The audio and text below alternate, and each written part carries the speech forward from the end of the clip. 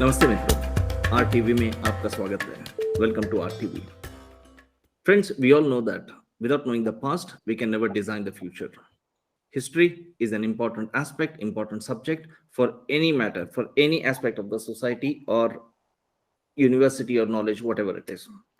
Similarly, art history holds a great foundation. It holds important aspects of not only learning but also creating art, to know about art and also about art appreciation. To know more about art history, we have an eminent art historian with us, Dr. Raghavendra Rao H. Kulkarni, who is based in Bangalore and serves as a professor in the reputed Karnataka Chitrikala Parishad. Today we have Dr. Raghavendra Kulkarni with us. Welcome, sir. It's a nice pleasure to have you on RTV. Namaskara. Namaskara and thank you for invite. Yeah. Sir, before getting into the nitty-gritties of this art history, before getting into the details, I would like to know a few things, like what fascinated you to this subject, art history, and how was your, because when I see your body of works, especially in your research or in your writings or in your papers, I find them so interesting. So I always have been curious to know, like, what fascinated you to get into this subject. Could you please throw some light on that? Yes, of course. Art history is an integral part of visual art. Mhm. I come to know only when I joined Art Institute. Until then, I never knew there was a subject called art history.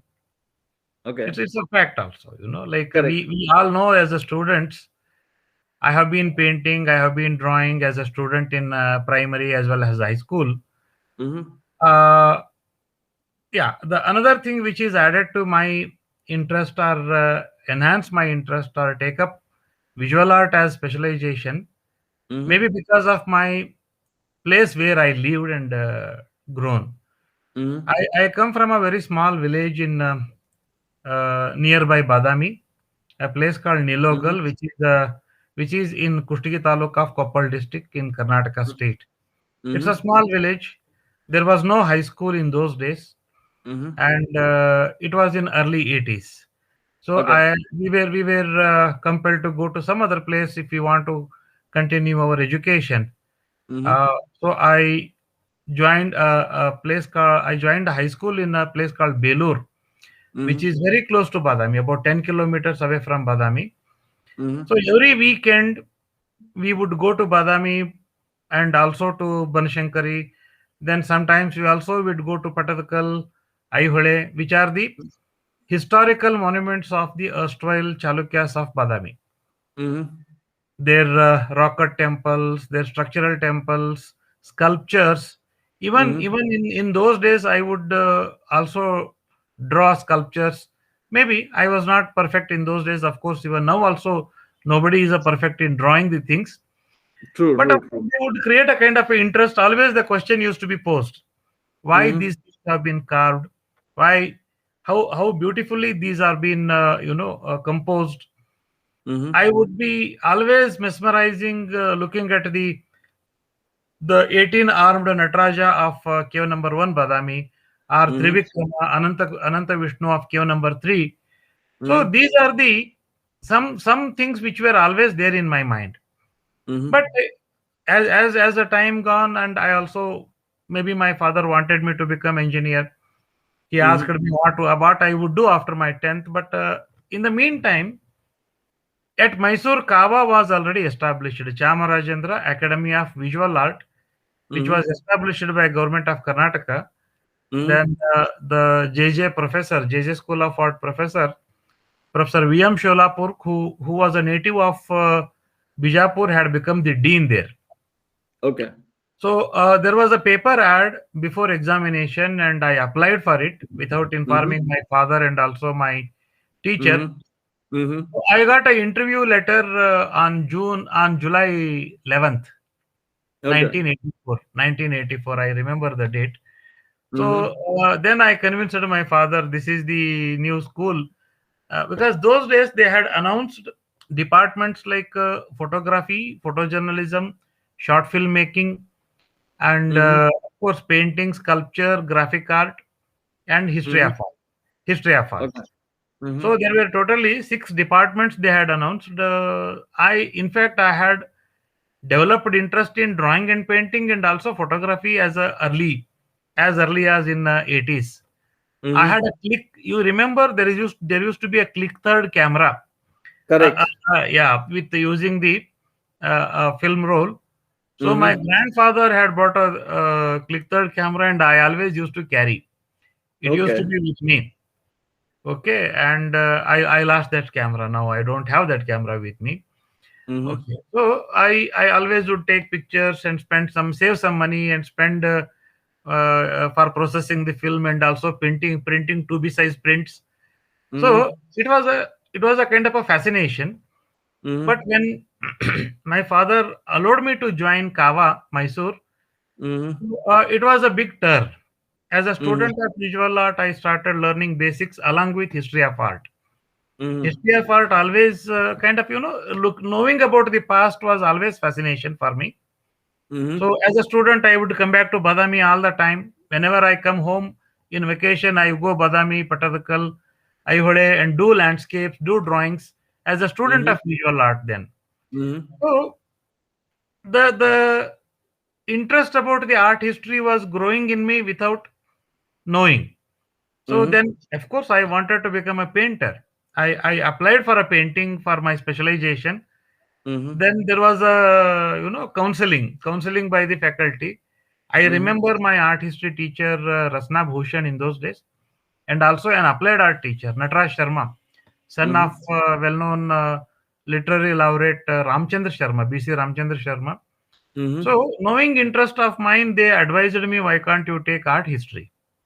Okay. And I must also acknowledge one of my dearest friend who is in Mhm. US now, Rupa Asuri. Mhm.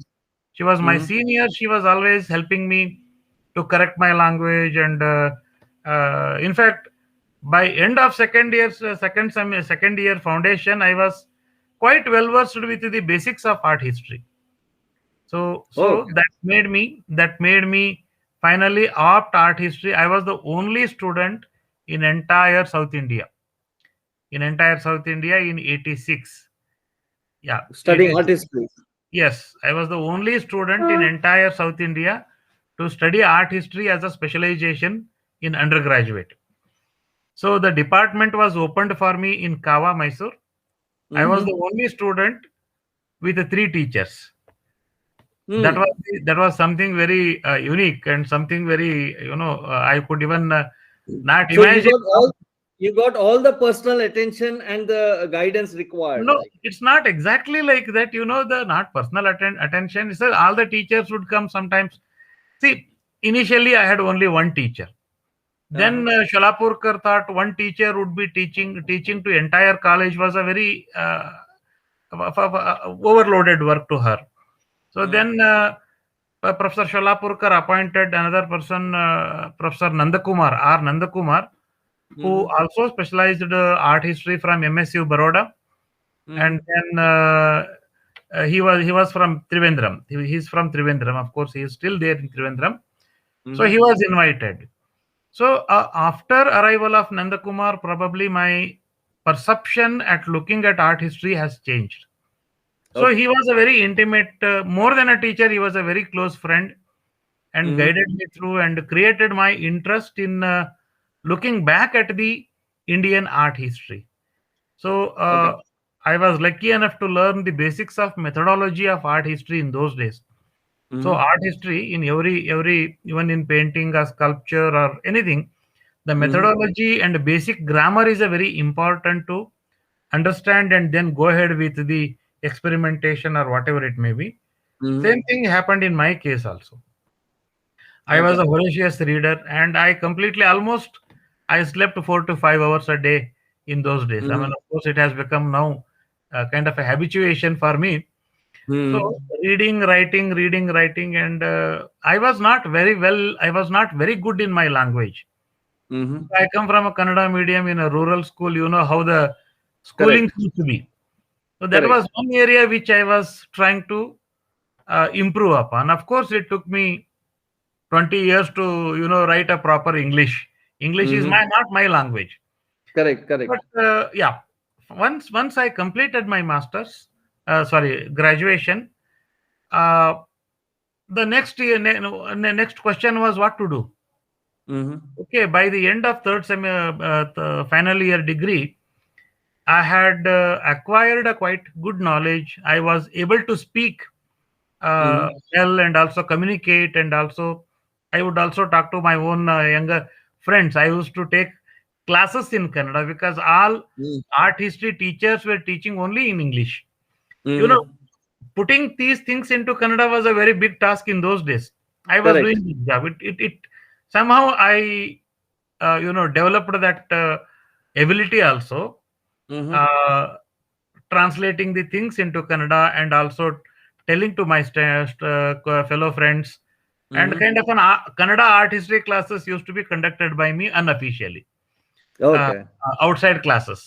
Outside, So informally. I would manage both. I mean, I became kind of a Dubashi in those days, like knowing English and also Kannada. Hindi was Uh-huh. also pretty good. Hindi was also pretty good, and I would also fluently speak Hindi also in those days. Now also, of course, Mhm. I do speak. So in Mhm. a way, it was a kind of a pleasure in one hand. On the other hand, trying to know the things. So the turning point was getting into masters in Baroda. Mhm. So in between, I taught in Ken School of Art. Ken School of Art is a karma bhumi for many artists.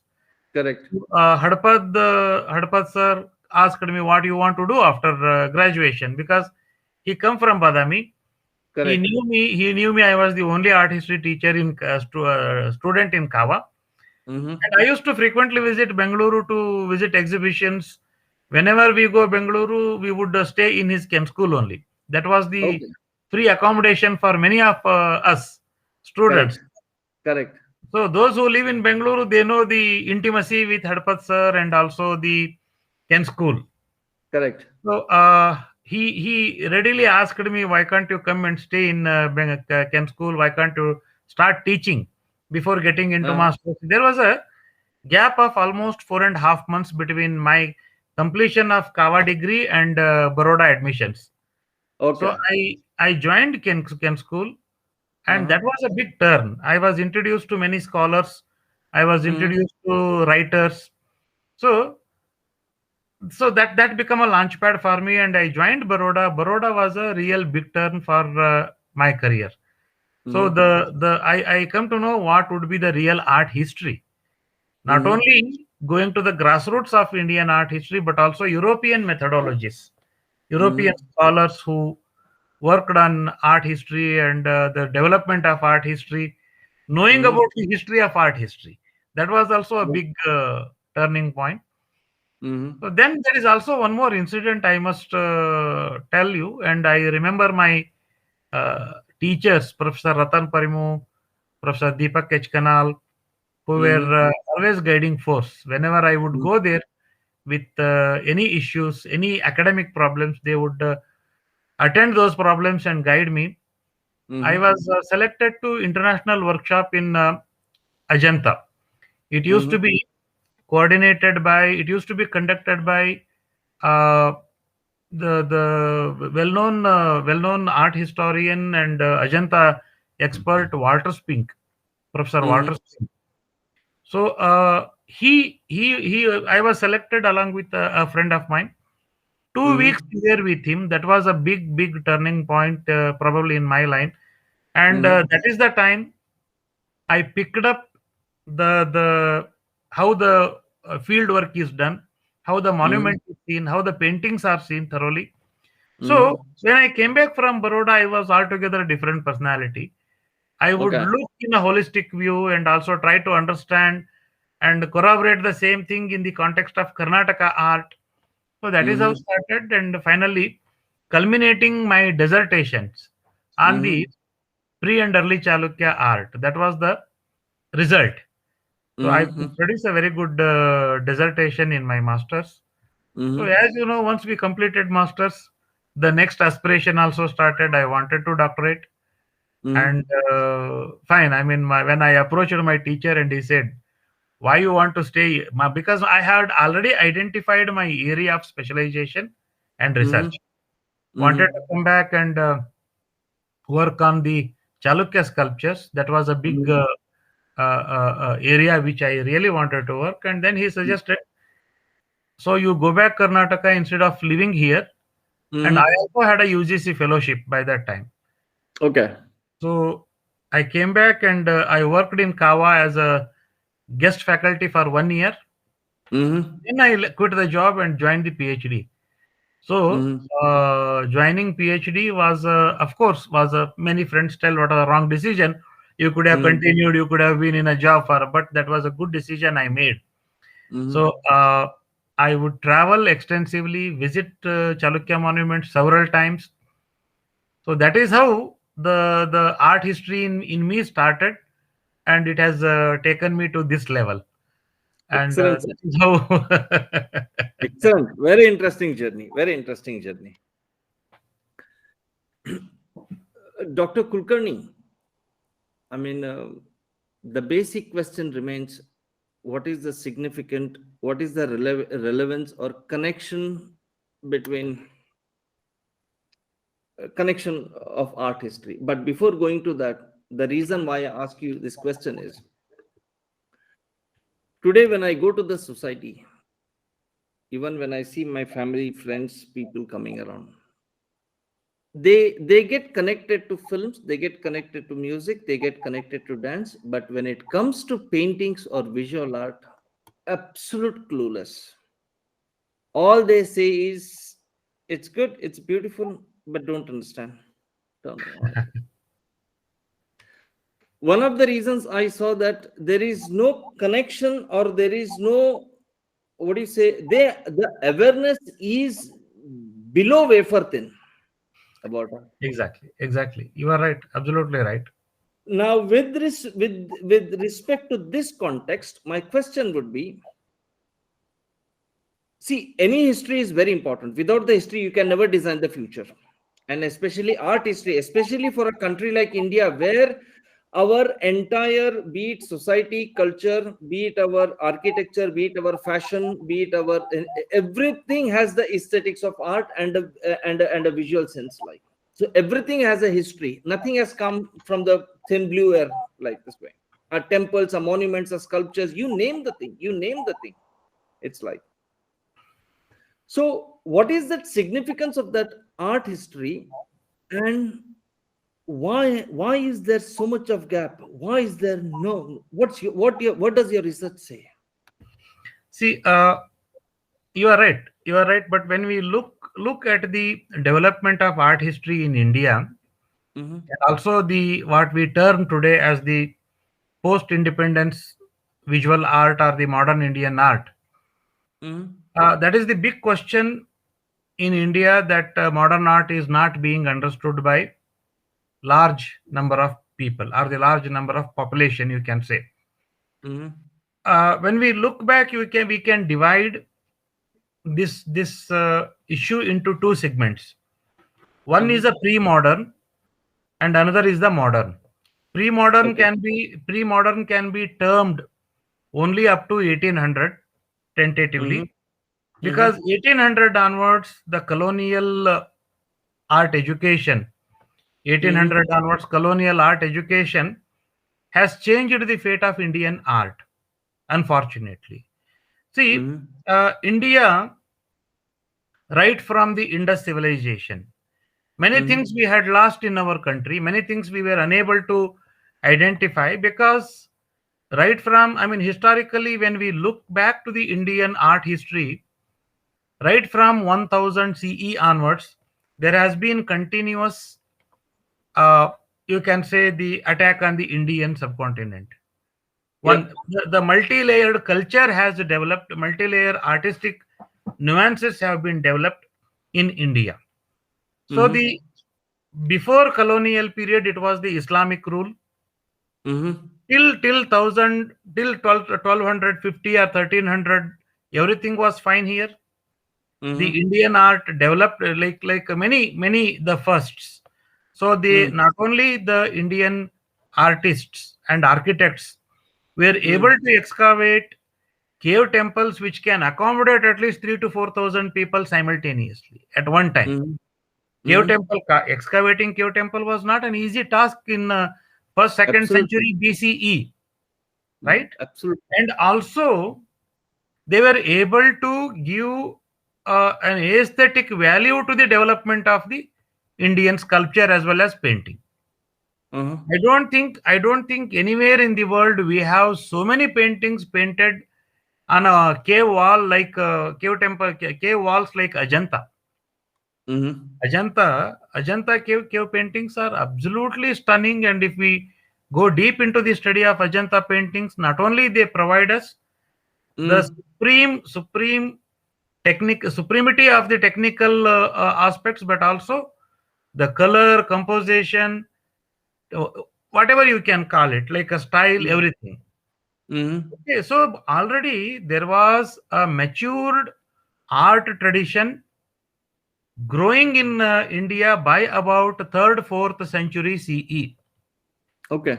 Many Europeans who started looking at the Indian art after 1800 or slightly Mm. before 1800, not Mhm. only they were keen in knowing about the India, but also write something about the India.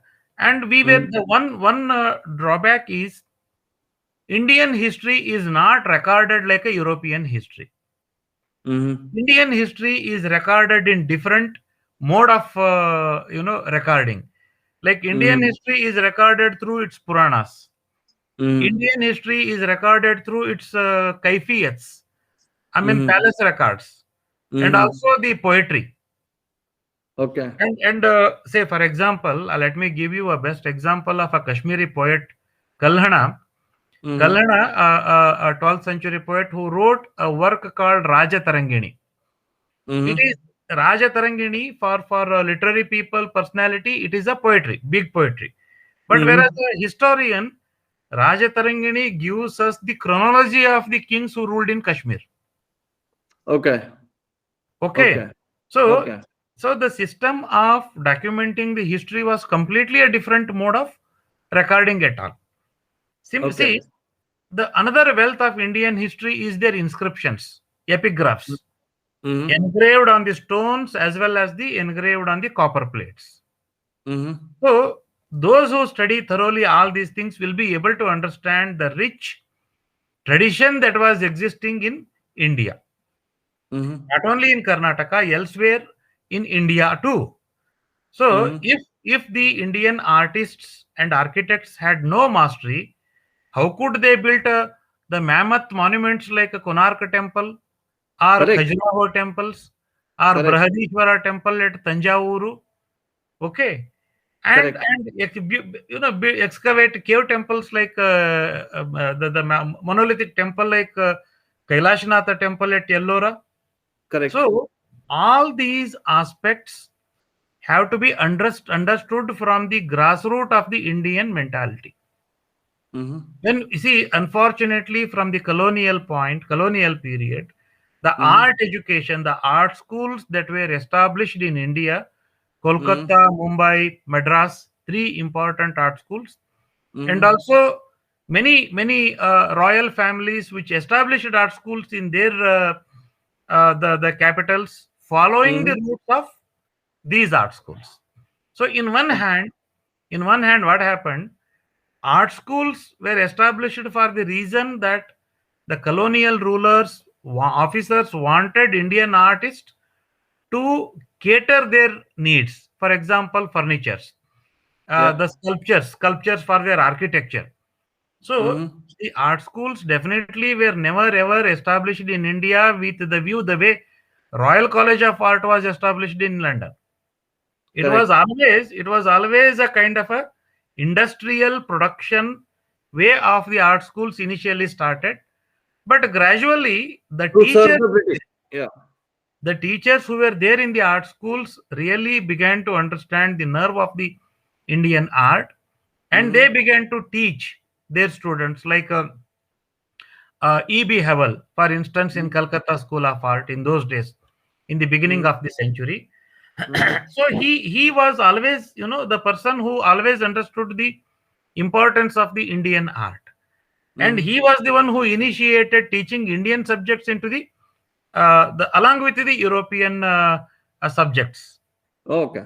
So similarly in John Griffith in J.J. School of Art. Mm-hmm. So these both initially have initiated John Griffith visits Ajanta with his students and makes the copies of the Ajanta painting. Mm-hmm. So probably this approach, looking at the Indian art in a way, in a non-European eye, because Europeans always believed in the Greco-Roman aesthetic values to evaluate a work of art. Mm-hmm. So they would always create a realistic portrait or a realistic landscape or a romantic landscape, what we see in European art.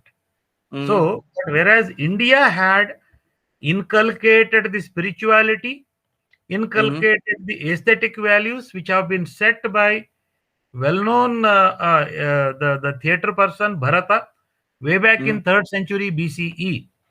Bharata's Natya Shastra speaks about the Rasa Siddhanta. Similarly, in subsequent period, there are many scholars who wrote about theories on aesthetics. See, visual art was integral part of the Lalita Kala right from the day one. It was not Okay. a separate entity the way Europeans treated. Mm-hmm. Dance, music, drama, and art. They were all together. They were all Mm-hmm. together. So artists were always, whether he's a sculptor or an architect, were always addressed, painter, were always addressed as a chitrakaras or Okay. rupakara. Okay. Okay. Rupakara, the one who gives the life to the image. Yeah. Okay. And Yeah. painting was a very, very religious practice in India.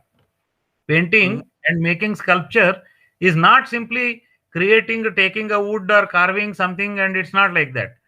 It used to start with an auspicious day and conclude with an auspicious day by giving life to the sculpture. Life in the sense drawing the eyes, giving the carving the eyes. Okay. So, but it was not there in the European culture. But whereas right from the beginning, not only now I'm talking, right from the beginning, this has been practiced as per the Agama Shastras, as per the Chitra Sutra of Vishnu Dharmottara Purana. So there is a treatise, there is a grammar. There are plenty of such experimentations and which has been imparted through the artist, which has been inherited by the art communities, art practitioners in ancient India. Unfortunately, after you can say after 1700 onwards or 1800 onwards, when artists were not getting a sufficient royal patronage, because artists were always dependent on, being a independent artist also, we are all depend on exhibiting our works and selling our works. Correct. We don't sell work, we don't have money. Correct. Okay. And galleries and like-minded people always would come forward and buy. Okay. Correct. It was the exactly same system. The royal families would patronize the artist. The rich one would patronize the artist, pay them well, get the work done for their purposes.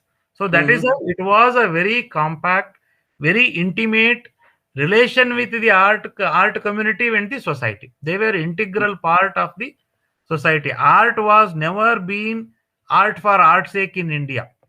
Art was always part of the society in India.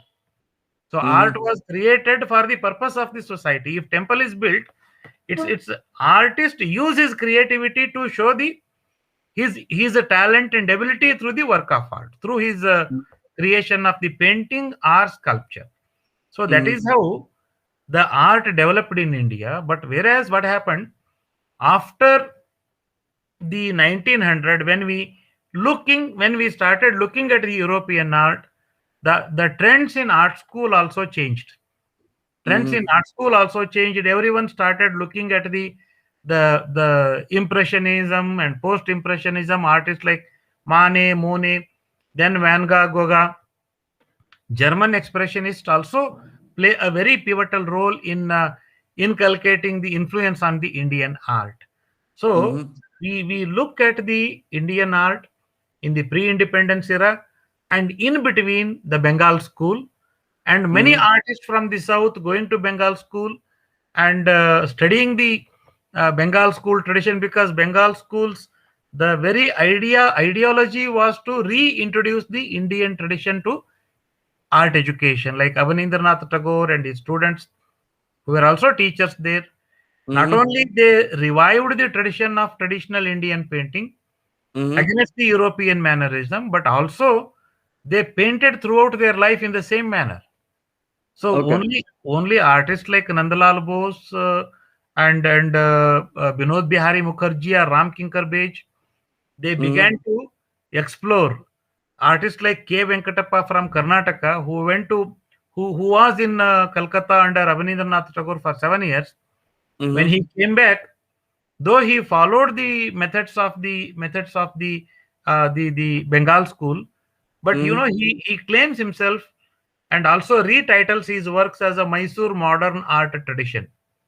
So Okay. the trend of modernity was already, it has created a change in the world, like the world wars, and also changing mentality, changing attitude, and changing socio-political conditions in Europe. So always when artists try to simplify himself, doesn't mean that he is distorting the tradition of work of art. In one hand, he is part of that system, and he tried to experiment with the new method of showing new typology of exhibiting his work of art. That is how, the when we look at the impressionism has a very purposeful development. Their aim was only to study the light. It was on par with the scientific developments they were taking parallelly in Europe. For example, the light theory. We speak about the light theory. So light theory and study of the intensity of the light, study of the fall of the light on object. Without light, without shade and light, the object is completely flat. So Correct. the all impressionist artists, using this particular understanding, they began to paint. But whereas in India it was not the case. We see, if we look historically, by about with the entry of the Mughal, the entire Mughal, the looking at the Indian art and creating Indian art changes. Mughal miniature school predominates. Then Rajasthani school predominates only in the Western India. But whereas in the South, mural tradition continued. India was always heterogeneous. There is no uniformity or uniformity or linear development of visual art in India. See, if mural tradition become rich and strong in South, almost on contemporaneously, the miniature painting would be very, it was in its force in northern India. So that's why we cannot give a complete comprehensive picture the way we give to the European art. The European colonial factors, they wanted to introduce that sort of teaching, learning into the Indian art schools. Initially, of course, everyone were fascinated. Everyone learned. Like if we look back to the JJ school history, artists like Purandar, artists like Pithawala, and the Palshikars and Achrekars. See, even Indian, our Karnataka artists like S.M. Pandit. Okay, all these people, they were fascinated with the Indian, of course, subjects, but the European mannerism. Ravi Verma himself is a best example. Ravi Verma himself is a best example to balance both. So this is how we de-linked ourselves in looking back at the Indian traditional art. So there is a big change with the intervention of the Mughal, followed by the colonial rulers, and the art education, where right now we are in a situation where modern art is not thoroughly understood by large mass in India. Also elsewhere, also same thing I can understand. But where we failed in our popularization of the visual art. See, Indian art education was a very meager initially. Now we have many art schools, but any art school inculcating the visual art education in its best level, if at all, if it is doing its best level, it is because of the support of the history of art. Unfortunately, history of art in India is only centered in the top institutes like Shantiniketan, Baroda, or Chandigarh, or even Delhi. In South, of course, to some extent, Mumbai. In South, the teaching art history was always by the practical teachers. Practical teacher, the painting teacher would teach art history. What a painting teacher can teach art history? Whatever he has learned as a student of painting. Art. That's it. But Yes. whereas art history as a discipline investigates pros and cons. I mean, if a work of art is created, it will start questioning why this work of art is created. Correct. What is the significance of the work of art in society? Okay, when M.F. Hussain painted a series of paintings representing the Indian divinities, what was the reason why an artist is trying to get inspiration by the Indian divinities? Or the same thing we can ask with Picasso's Guernica. If Picasso painting a Guernica in such a large, it is a war memorial. We know that when we read about. But what made him to paint such a huge painting? No, the art historian, what will do? He or she will not only investigate, understand the artist's psyche, artist's socio-political, cultural connectivity, and the impression on the work of art. So this education is lacking in India by large scale. So yes, you have a question now. No, I mean, I was just marking that what an important aspect of art has been totally missed out by the education system of India. I think so. Even be it in schools, be it in college or others, such an important aspect where the socio, political, economic, and other cultural activities, how it has influenced. It's I think it's a very sad part of our education system. But see, one very important point we have to understand. Everything we have started from the scratch by about 1900 onwards. The scholar like Anand Kumaraswamy, who came to India in 1905-6 onwards, and he lived in India for quite some times. And art lovers like Rabindranath Tagore, in one hand, initiating to establish Kala Bhavan, and also by about establishment of Archaeological Survey of India, and also Royal Asiatic Society as early as 1750s in Calcutta. See, the people who were interested to know about the Indian art, to know about the Indian culture, had already started the foundation of looking at the Indian art and writing about the Indian art. See, the thing is, for Europeans, for Indians, unfortunate thing is we had lost many links. For example, when it comes to the period of looking at the inscriptions, by about 1500, even before that, we had lost the knowledge of Brahmi script at all. We were unable to read the Brahmi script. Okay, nobody knew what is the script of it is written. So it was only in early 1800 onwards. Then the European scholars like James Prinsep read the inscriptions, and he would find the key to identify the alphabets, and probably that was rediscovering ourselves and also looking back to the Indian rich tradition, and also that, of course, that has initiated the interest, evinced the interest about the Indian past by many youngsters in those days. But understanding Indian culture, Indian literature, Indian epigraphy, Indian history, English is not at all a language.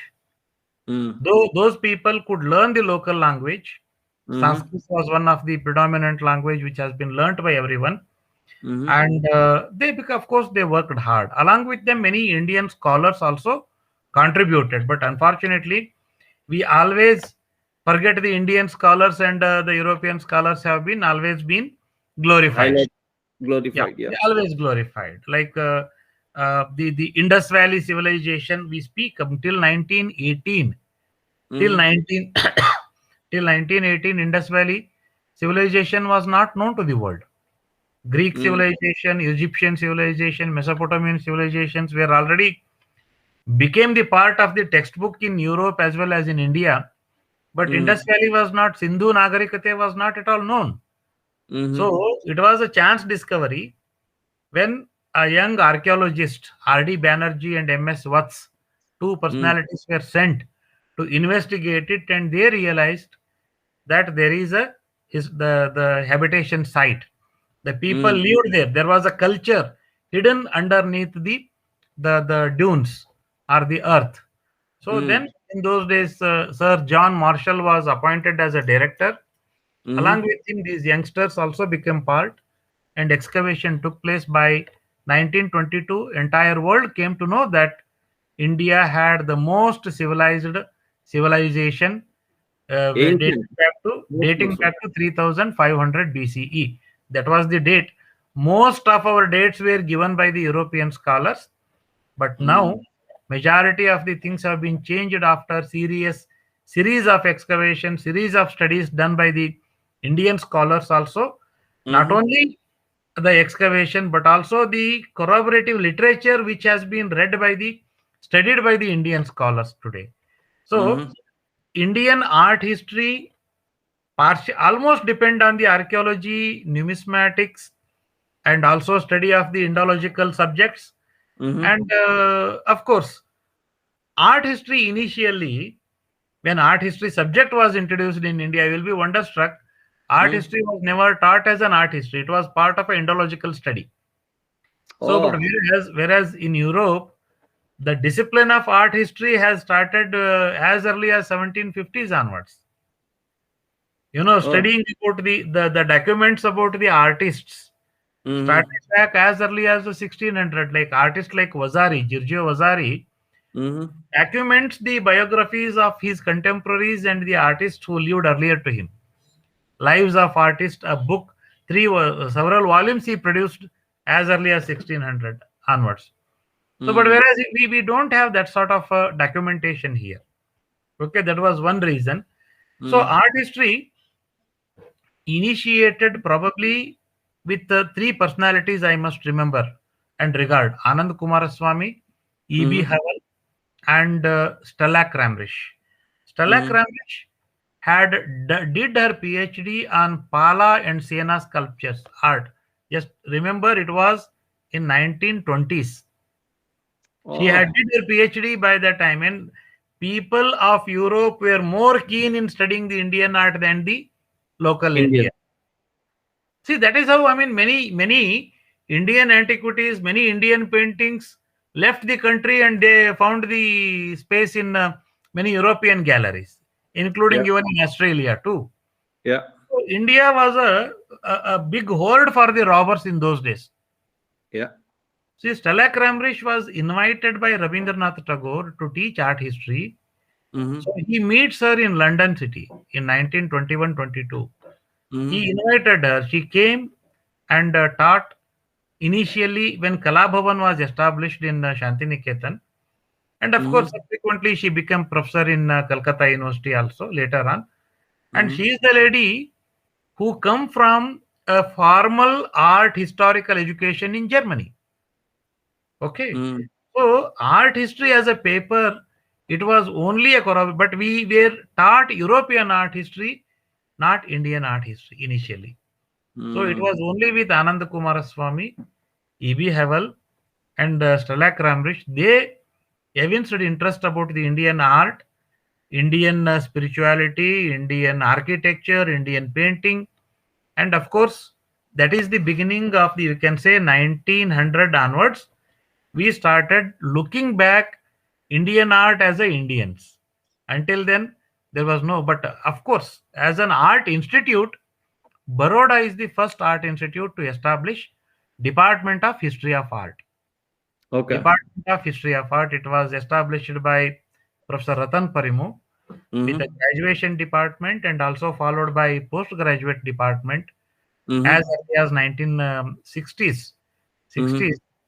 And today it is a 65, 67-year-old department, a formal art history, and also the art history department started inculcating both European as well as the Indian theories. They Okay.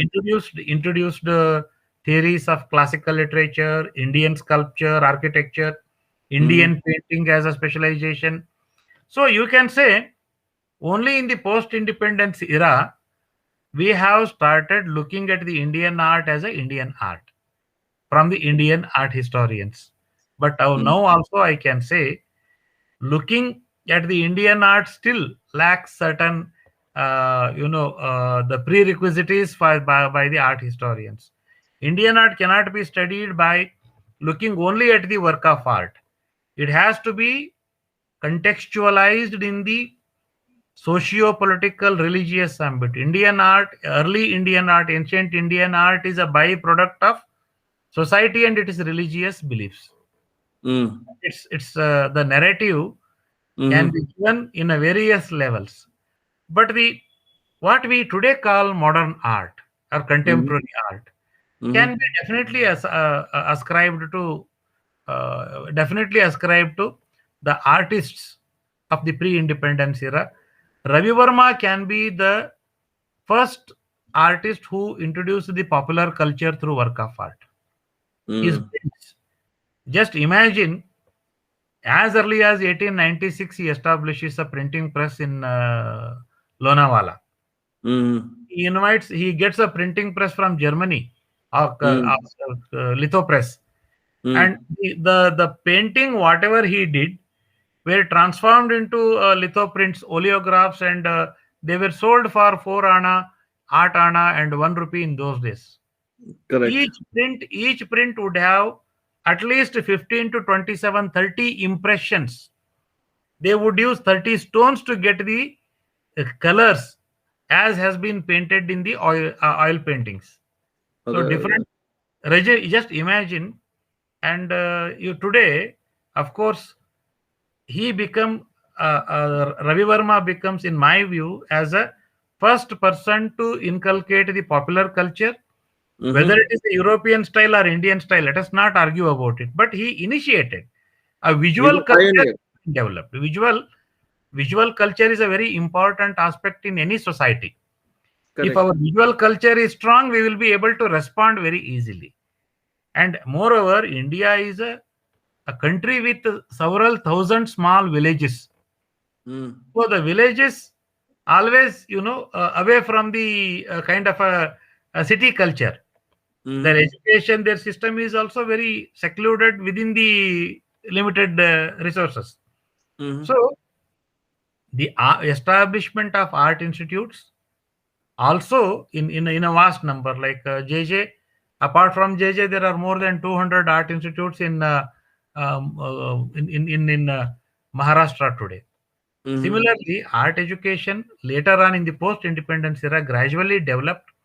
People began to join the art schools so that they can make the career. Look at the experimentation that was taking place, like the progressive artist group of Mumbai or progressive artist group of Calcutta.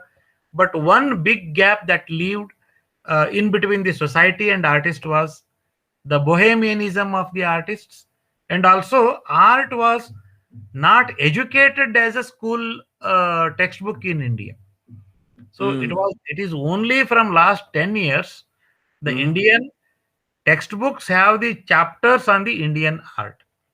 Before that, we hardly used to have any the students, unless until we educate in primary level, high school Mhm. level, in college level, it will not be understood. Nobody know who is MF Hussain.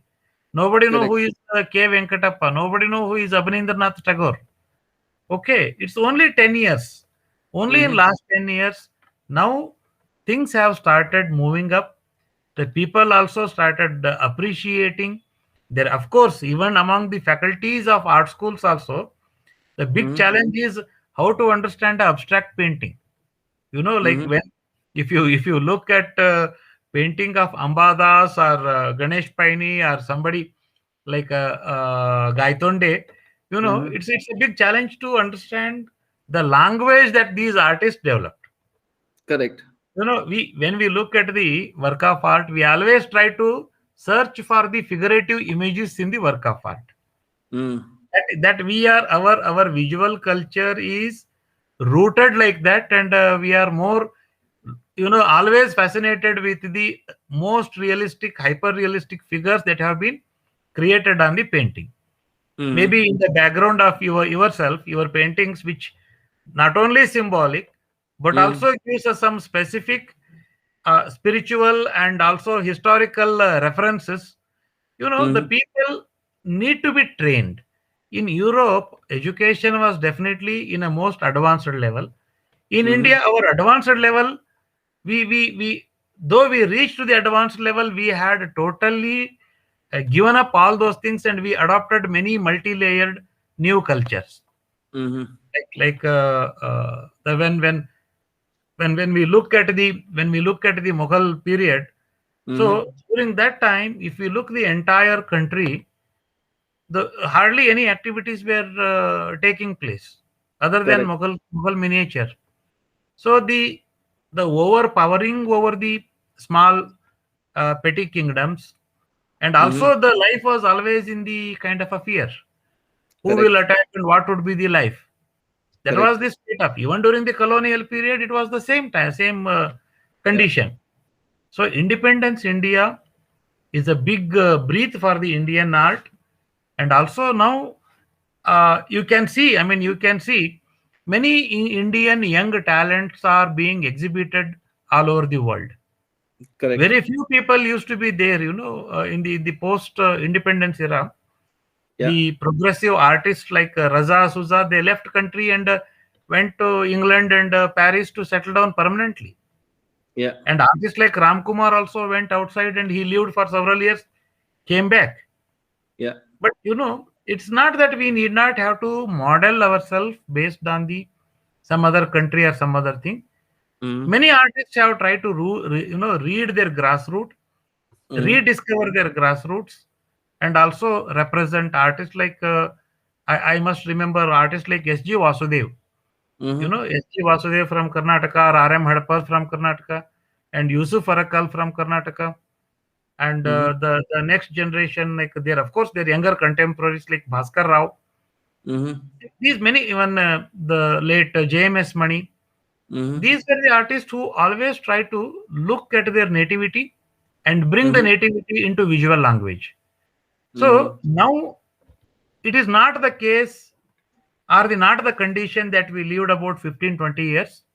Things have been fairly changed. Art education is also gearing up. But Mhm. once again, I would insist all respective governments to put art historians, talented art historians as a teachers in every institute, so that that the teaching process would be guided in a proper line. If we don't do even now also, I don't think art schools will be improving the way what you are asking, the way what I am talking, isn't it? Correct. Yeah. Yeah. You touched all the basic aspects of my what all questions I had, sir. So you have. Okay.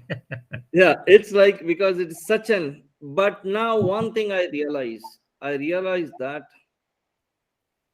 uh, there are many aspects which needs detailed talking like this way that has to be presented to the society, because there are a couple of aspects which I find the gap. One, there is a huge trend of this hobby amateur or self-taught artists who are totally, who have no clue about.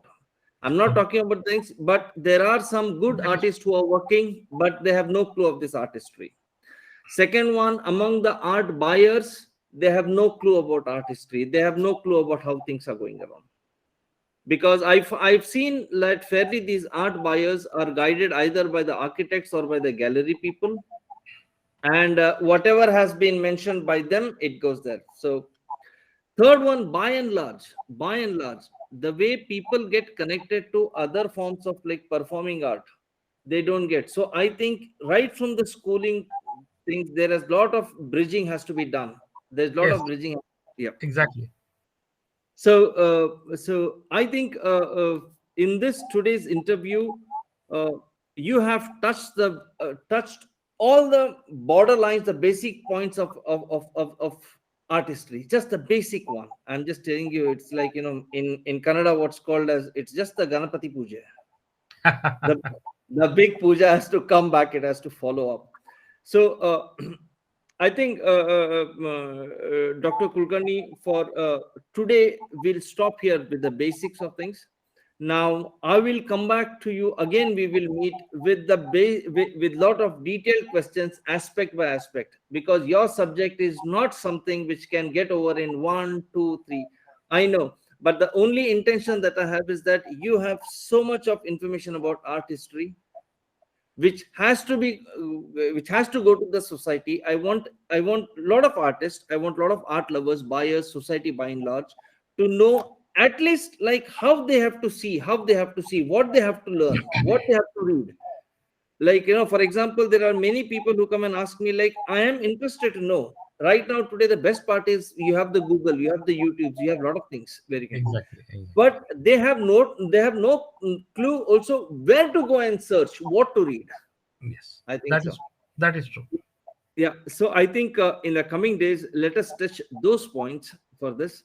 And today, for touching the basic aspects and explaining it in such a beautiful way, in such a simple way, in such a this thing way. I really thank you very much for today's one. Thank you. It's my pleasure. Today's first session that's happening. So viewers, I'm sure that you have enjoyed this and you have really understood such an important aspect about art. We all view paintings, we all appreciate paintings, we buy paintings, but there are many foundational aspects, there are many basic aspects which we need to know about art and art history. So do let us know what you think about this. Like, share and subscribe RTV for this. And thank you very much, Dr. Kulkarni, to be a part of this.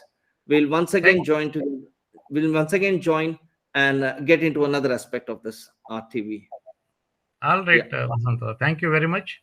Thank you. Love art, read art, buy art. Yeah. Thank you. Thank you very much. Thank you.